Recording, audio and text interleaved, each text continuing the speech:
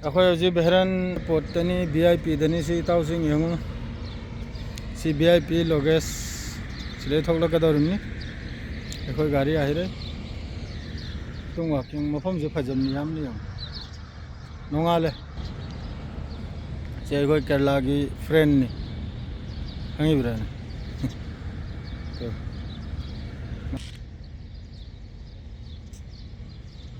दमाम दगी याम फजना heli फजब से दमाम दगी यंगु मोहरम की क्या फजह खरम यंग रेदना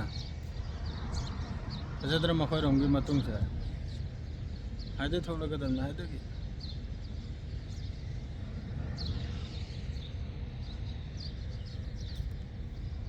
अदो रजिस्टर करा तौखरा ममिंग मथा करा इहेल खरे हौजिक थोकलक लेका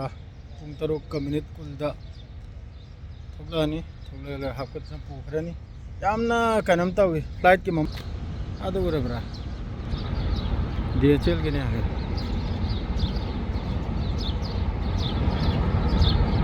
अइना इधर DHL के ने थोकलानी नाबले दे सिग्राक से मनुंग आदु आने निं थौगुमनो फमफम लइये दु फमजद्रे अखोय अदुम एवं फजद्रे रिजन अरे इताव संग तो दिन आतंग पोथारो की गमनुंग द